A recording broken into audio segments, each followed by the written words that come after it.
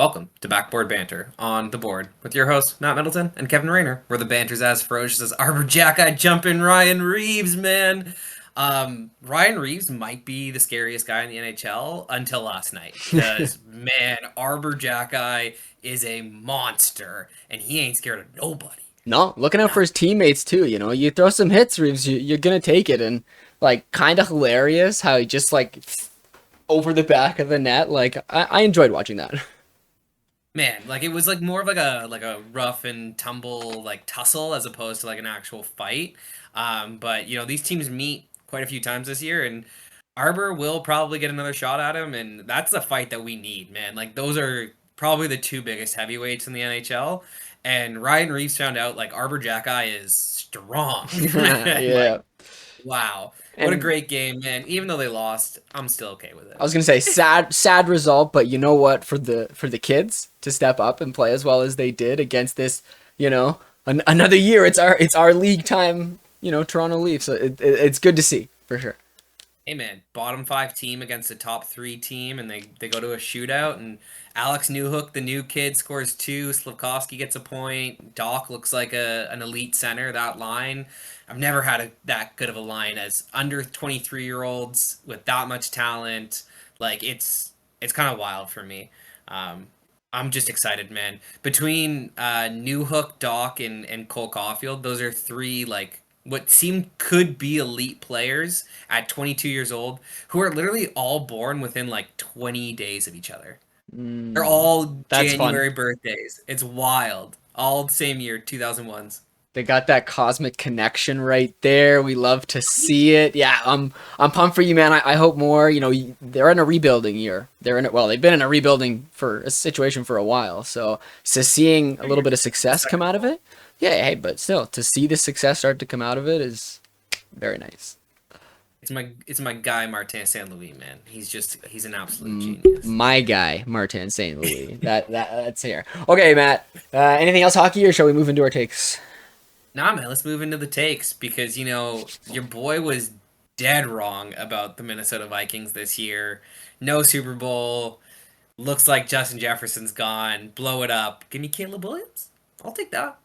They got to do something after what they've seen. And on my side of things, I don't know what Chet Holmgren was hearing for me, but for OKC to win a game by 1 point, for Chet to beat out Wemby by just 1 point, like the stars aligned. 3 less minutes. It's crazy, right? But hey, I've been saying, I believe in Chet right now. He's about to shock the world. But what a great game between the two of them. What a great matchup that we got to see.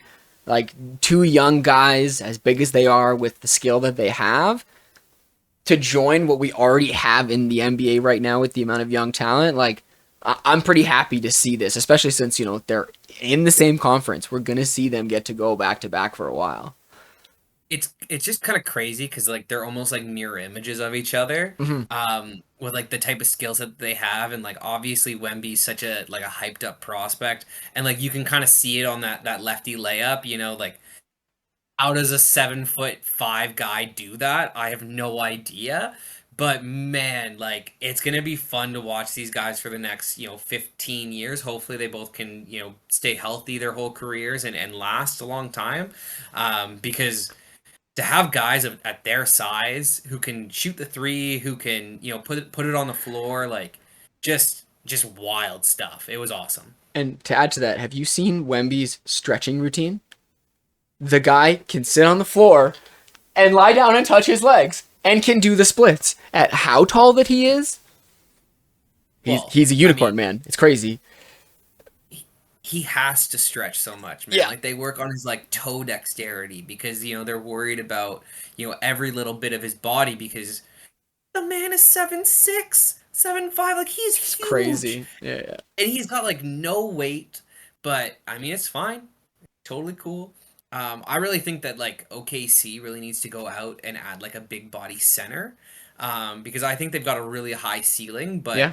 when you play a guy like Jokic, when you play a guy like Embiid, like you need that big body. And unfortunately, like Chet's just not it. Like They he's too thin right now.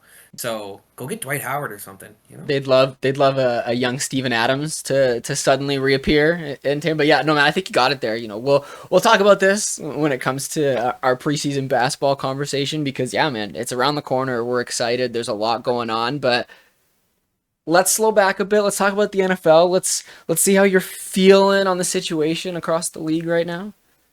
Bro, I mean, it was a pretty good week last week. The games that I picked, most of them were like decently close, except for the one that I thought was going to be the best game of the week, San Francisco versus Dallas, and Dallas just absolutely got destroyed.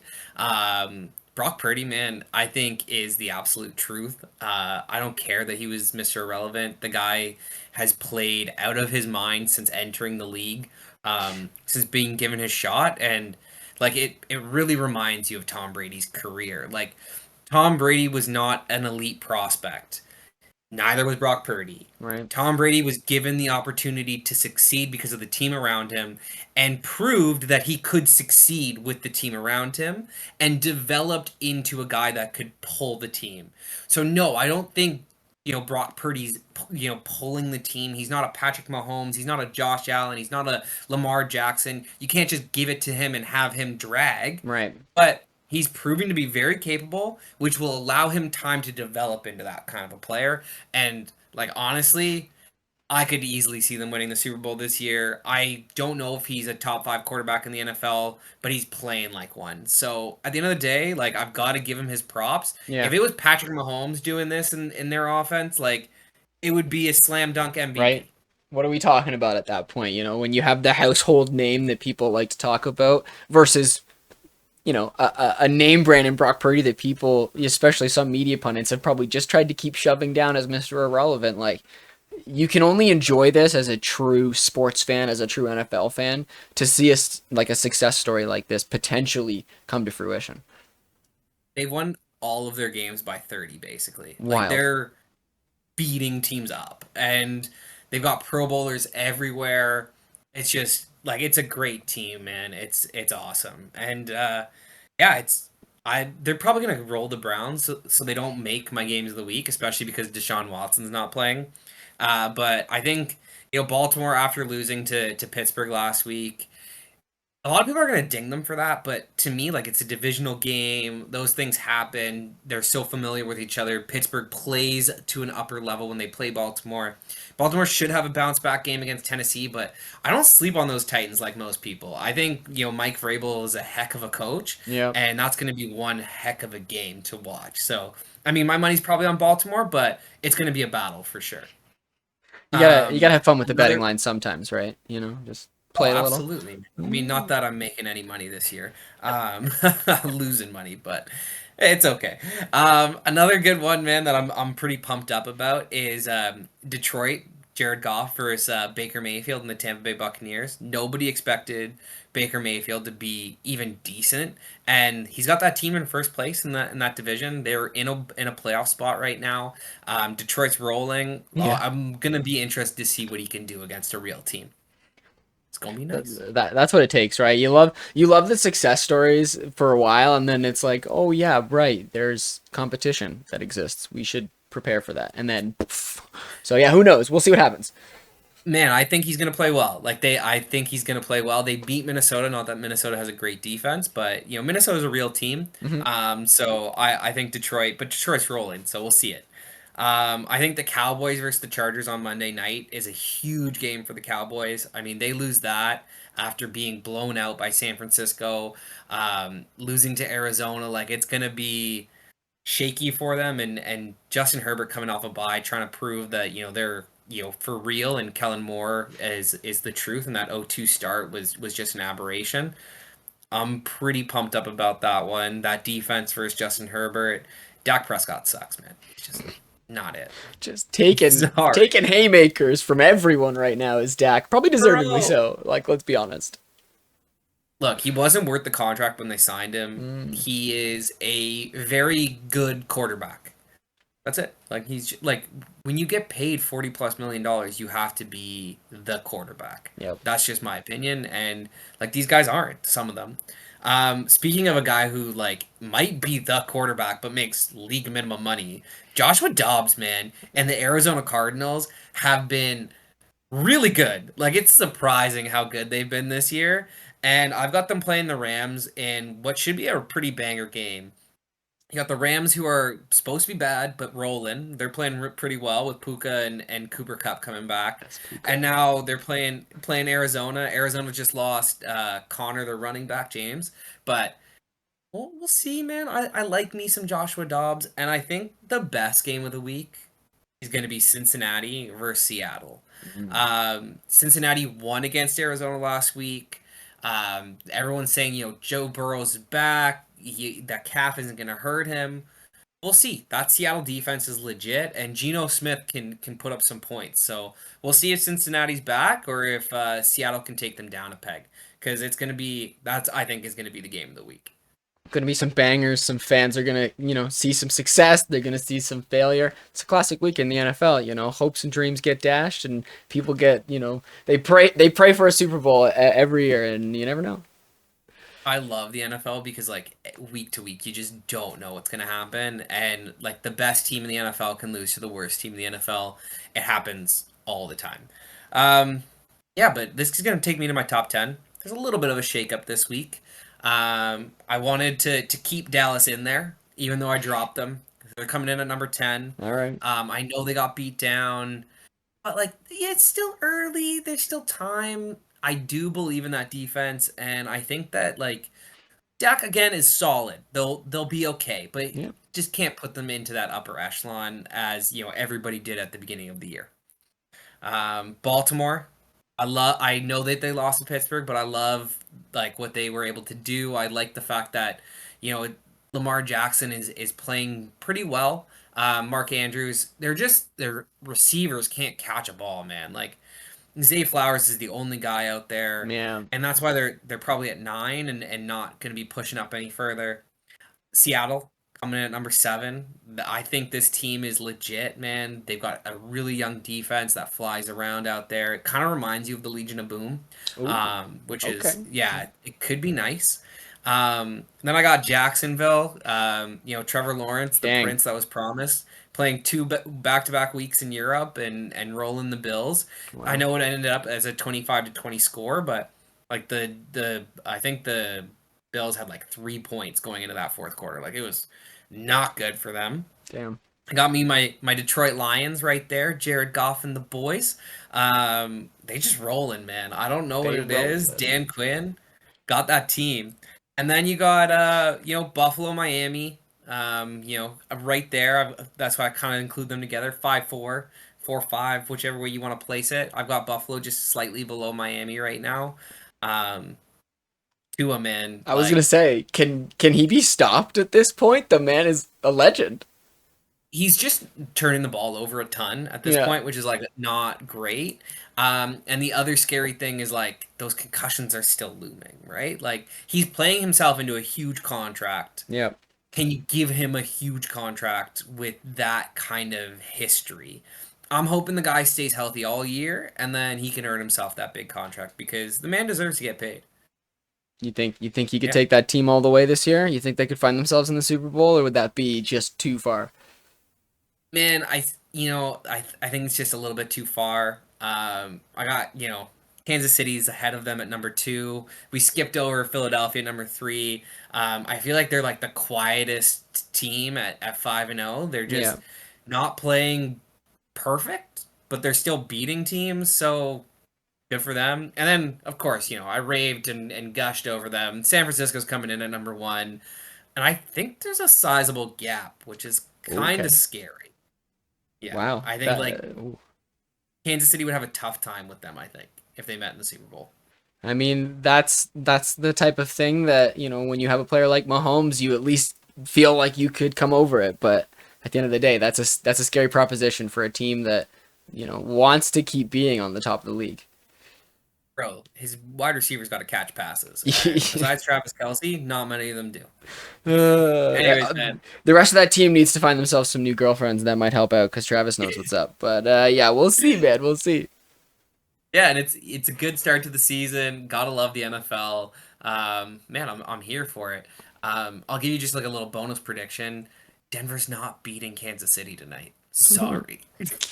We will see. We will see. We'll see if I can get this episode edited before that game actually happens, and then maybe it'll be an actual prediction rather than a future thought. But shall we roll into the Raptors? Shall we roll into the NBA? Because it happened. We got to see the new direction on the court. Preseason basketball, I'm a little sad because it was us beating up on the Kings, probably one of my favorite teams in the Western Conference right now. But man, what a great game from the Raptors. Lots of fun to see. Everybody got involved. And Gary Trent off the bench, our leading scorer, I love to see it. Bro, like that offense, the movement, the fact that it was against a Sacramento team that was really good last year, I loved it. Yeah. I mean, I don't know what else to really say about it. It's preseason, but the way that we move the ball around, I think that is how we're gonna have to play, and the fact that like we saw like very, very few isolation possessions. And I know, like, the Stars are only playing under 20 minutes and all that kind of stuff, but it just feels like that's just not Darko style. He is moving the ball. Yep. Everybody's got to touch it before we shoot. Everybody's, moving around, switching places, trying to get open for one another, trying to play for one another. And I just think that's what is going to breed success for this team. And oh, buddy, can like the season just start? Like we only I have know. like what, two more preseason games, like, and they're so far apart. Like, I guess Darko's really drilling in that system right now. Yeah, apparently, but it's nice. Anyone who's been a Raptors fan has been listening to the interviews. We've been paying attention to training camp. We've all just been, gnawing, waiting, like jumping at the bits to see if all of this talk could actually, result in anything. And 30 assists on 39 made shots?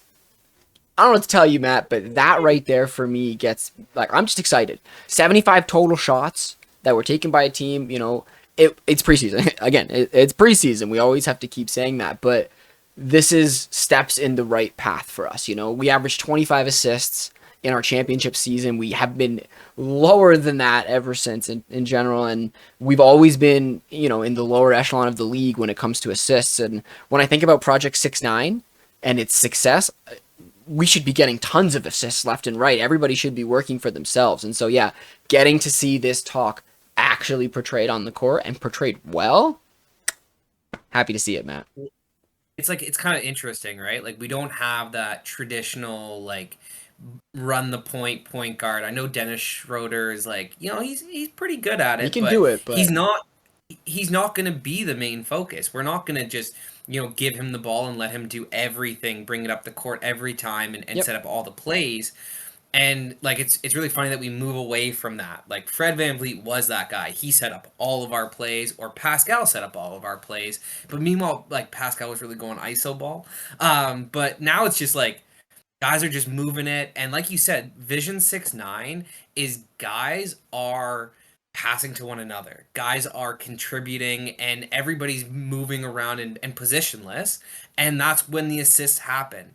Because we're a Scotty is passing to an OG, or an OG is passing to a Pascal, or Jakob's passing to Dennis. Like that's gonna be the best part about this season, is that we don't have a traditional point guard, but that doesn't mean the assists aren't gonna be racked up. Like it's gonna be different places, different players, Yep. and like that just it goes with their skill set, right? Like why get a bunch of versatile guys who can handle the ball and play make and score if you're not going to utilize their versatility. Yep. If you're just going to pigeonhole them into roles, like that doesn't make sense. And This is the beautiful basketball game that we're waiting for. well, exactly, and like to be honest, like rest in peace to the Kyle Lowry Toronto Raptors, because we lived and died with what he was able to do with us when we became that 50+ win team X amount of years ago. Like, can we put the championship pedigree to bed now? It's not about that anymore. We've got a new system. We got a bunch of kids who are eager to be a part of it. I mean, OG sometimes looks a little distant, but also he's like the old man now, so maybe he's allowed to be like that, right?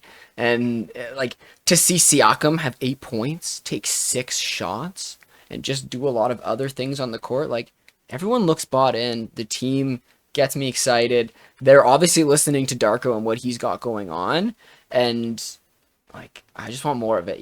We got 2 more preseason games, Bulls and the Wizards, good opportunities to not have to face, truly crushing opponents, and so we can let this system run out. I want to see somewhere around that 30 assist mark again. I'm okay with 27.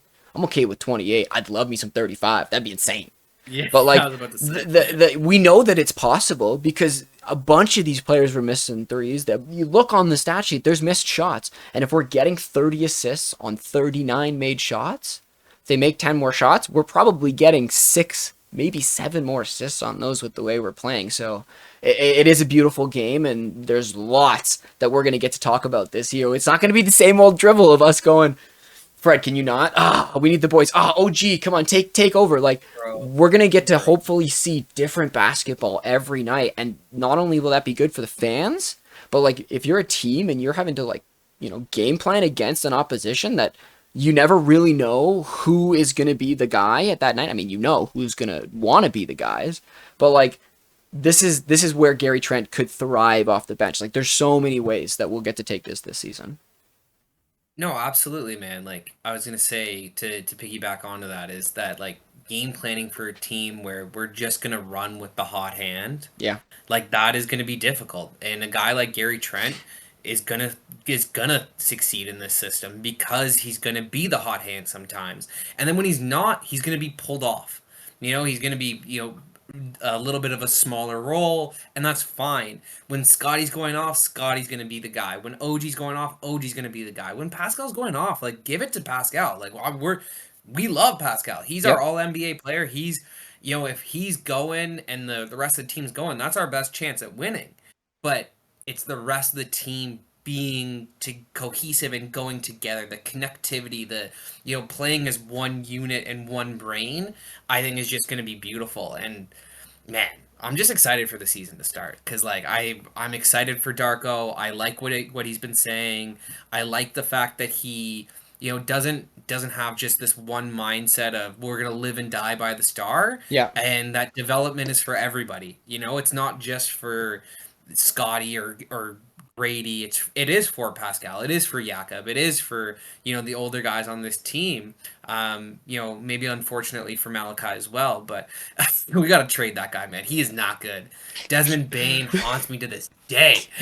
Oh man, Jeez. absolutely. But yeah, so the last 2 things that I really want to bring up, obviously, I got to mention Grady. Quiet in this game, but that first bucket, the coming around the screen, pulling up, and just looking crisp, like. We know what this kid's gonna provide, and Darko's gonna let him have that opportunity. And last but not least, Scotty, like some of those plays, some of the times where the movement of the ball was happening, and then all of a sudden he realizes he has the lane, and the ball is in the bucket like 2 seconds later. Like he looks ready, he looks excited, and he looks big out there. So we're gonna see some things from Scotty this season. And put on like 10 Apparently, pounds, 20 pounds. Like apparently, man, he's gonna be a monster. I think this is a huge bounce back season for him, and he proves why everyone was so high on him on his rookie season. Everyone talked about how he has the potential to be a top 5 guy, and like we're going to talk about with the NBA GM survey, like it changes year to year so quickly, and he's going to prove it this year, man. I have a really strong feeling about it. So I'm pumped to see Scotty. I like the team where it's headed. Even without a point guard, we don't need it. We don't. but having Schroeder to be able to have the little bits that he has, plus the opportunity for Siakam, the opportunity for OG even as well, right? Like we don't need it. I'm with you. We don't need it, man. But yeah, let's talk about this. He's going to get a lot more up. Oh yeah, right? Like he's going to get so much more opportunity in this offense. And for him to be in a contract year, because that's what he is, it's kind of great that he's going to have that opportunity, because at the end of the day, he can't really, I don't think, if everything goes the way we're expecting it to in terms of his opportunity, at the end of the season, he's going to get the money he deserves for the games that he plays and the way that he plays ball. And so, it's an interesting year that we're going to see from him, because he's going to go into free agency. For sure he is. Why wouldn't he? Like, that's the way to do it in this day and age, honestly. But like at the end of the day, we have the the opportunity to offer him the most. So let's offer him the most and let's keep that guy because the most elite wing defender in the NBA. And if he can break out this year, man, offensively, like we've been, begging him to do for the past couple seasons, Yeah. I think like he's had limited opportunity to break out with Nick Nurse. Kind of like I feel like Nick Nurse has almost stunted his growth. I'm excited for this. Yeah. Okay, so let's talk about this GM survey. Let's talk about, the next steps because when it comes to the number one team in the league right now, apparently Drew Holiday is the answer and the Boston Celtics, the new look Boston Celtics, which, rightly so, are a top 2 team in the East, are sitting there tied with Denver, the highest percentage. What's your feelings on that, Matt? My feelings are that they also ranked Boston as potentially the best team defensively in the NBA. And I don't know what NBA GMs have been watching, but they got rid of, Time Lord. They got rid of Marcus Smart. The Ime Udoka isn't coming through that door anymore. And Joe Mazzulla is an offensive guy. Like, they're not going to be the defensive team that people think that they are, at least in Yeah. my opinion. I think they're going to be a great team. I don't think that they should be ahead of Milwaukee, and I don't think they should be ahead of Denver. I think the split should have been Denver-Milwaukee, Yep. because that's the most likely finals matchup to me. Boston coming in there. The Clippers shouldn't be on this list. LA Lakers or Golden State Warriors or like the Cleveland Cavaliers have a better shot at winning the NBA championship than the Clippers do, in my opinion. Look, if you go and you read my recent article, I joke about how, Joe Ballmer really needs this for his new arena that he's about to open, and Steve. yes, Steve, whatever, don't care about this guy. He's unimportant in my life. But Yo, like, quick aside to this, you see that the Microsoft owes the IRS $28.4 billion in back taxes from when he was a part of Microsoft. The man apparently knows how to skirt the rules. apparently, but yeah, like at this point, the Clippers need this. The Clippers need a title to make it all make sense for it all to come together, and it's not gonna happen. But this is Paul George and Kawhi. They are great players, but as I've said, it takes more than 2 guys in this current NBA, and 2 guys that are the exact same in very similarities of what they do is not proving to be the archetype anymore. How many times has Boston fallen flat at the finish line with that type of architect? When you look at what Denver has, when you look at what, a player like Wemby could provide for a team, right? Shea and Chet, polar opposites in the way that they like. What are we talking about here? Giannis and Dame, And Dame, man. what are we talking about here? Yeah. And like both have injury history. And like you talk to like you see that Kawhi Leonard like presser, like he's like he didn't even know about the injury rules. And then he was like, I'm still gonna sit out games. Like, I don't He care. doesn't Like care. which is like Yeah. that's the issue, Kawhi. That's why you guys don't win, because you don't care. You are the best player on the team, and you are supposed to be the leader.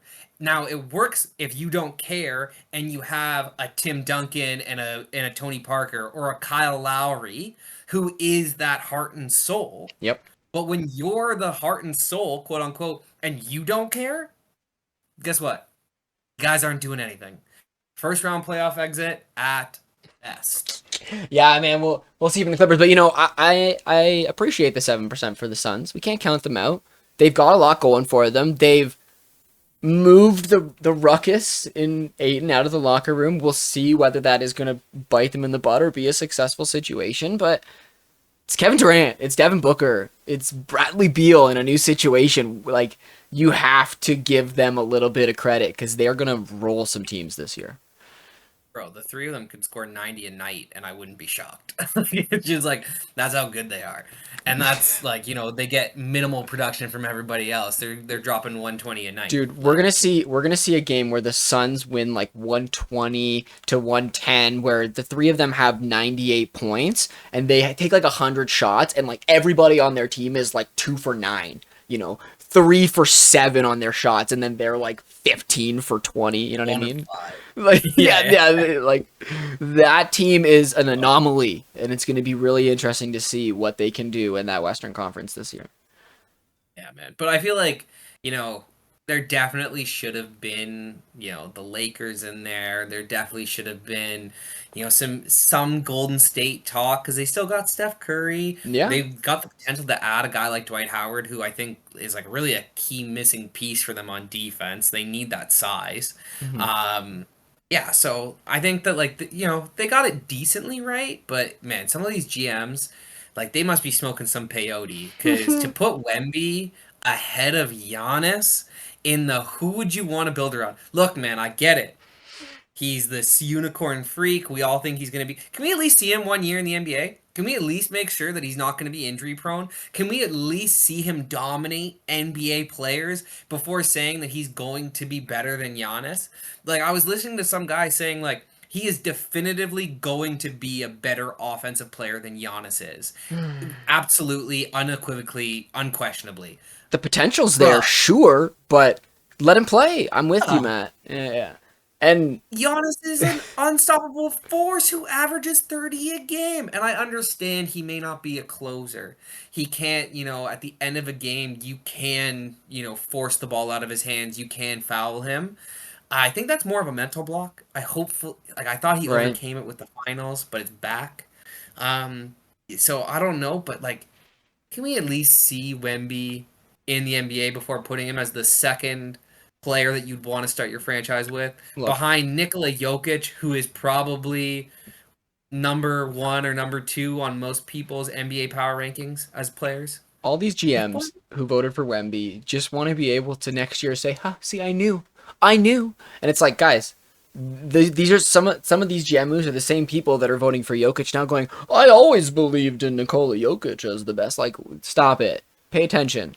But yeah, I'm glad at least Jokic is at the top there because when you look at what he is able to do, when you think about the player that he is on the court, he has a case for being the greatest player of all time if he could keep this up for 10 years and make finals in all of those times. Statistically speaking, he is one of the greatest players of all time. He is an insane anomaly. The impact on the court, yeah, like, so at least some people are paying attention to Jokic finally because that man is a monster.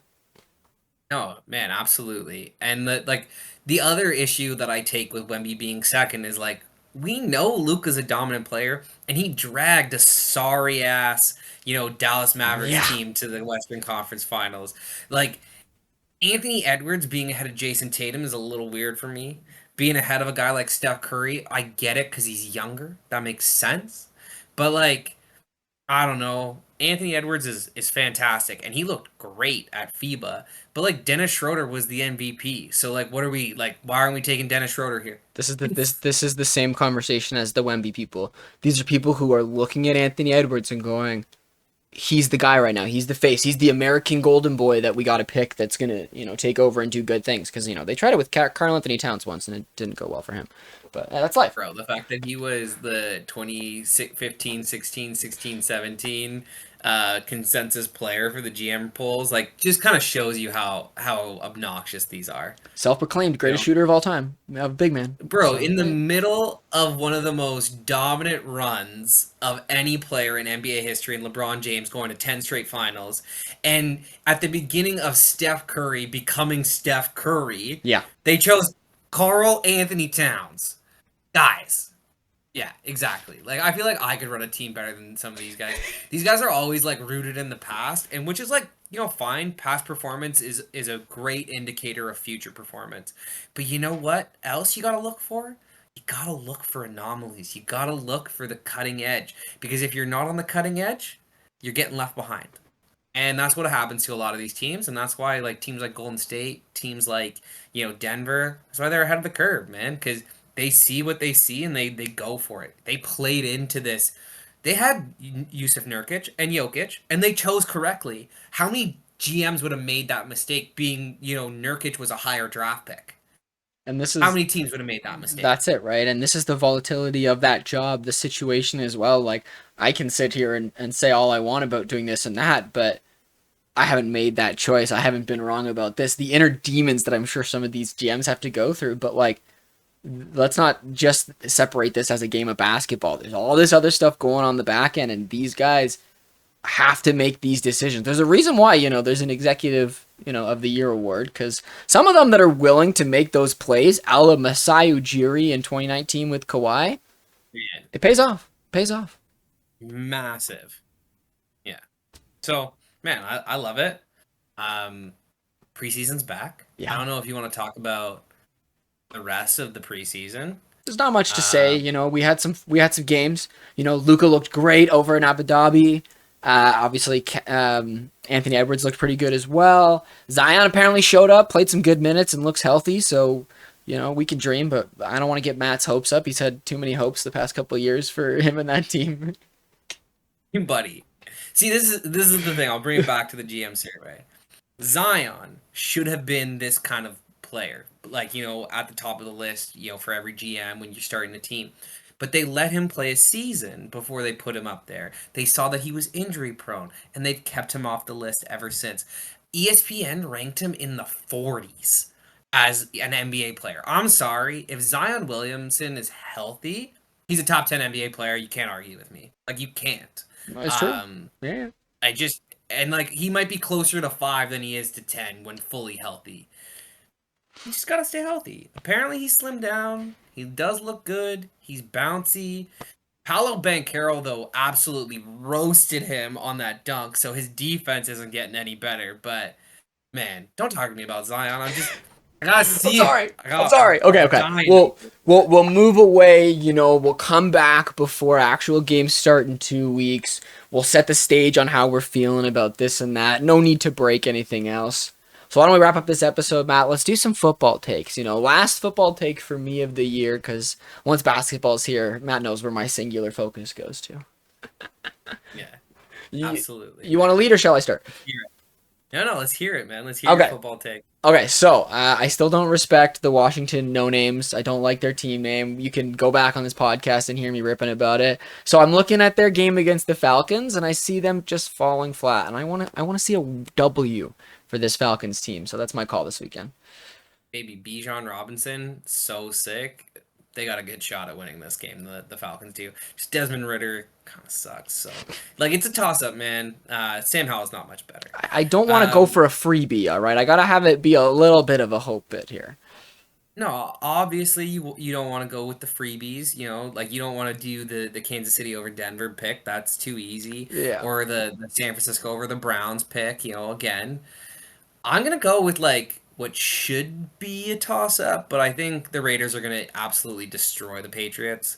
The Patriots have gotten blown out in back-to-back games. Mac Jones looks absolutely atrocious, and Bill Belichick is going to lose his job at the end of the year. That's just the way I see it. Well, he's standing. Well, isn't he standing behind Mac Jones? Like he's just fully with him at this point? I guess. He's kind of stuck. Oh no, man, Bailey Zappi is not an NFL quarterback, and Mac Jones probably True. a backup. True. It's what do you got? Yeah. And it's funny though, because a lot of people argue Mac Jones with San Francisco would be Brock Purdy. He might be, but you never know. This is the classic what if scenario that people love to bring up. But there we go. 2 hot takes. We'll see what can happen. Anything else this week, my friend? Nah, man, you're good to wrap us up. Perfect. Thanks everybody for being here. Follow us on Twitter and Facebook at The Board Sports. Like, subscribe, give us that thumbs up. Check out theboardsports.net for new episodes and blog posts. And we'll talk to you next time.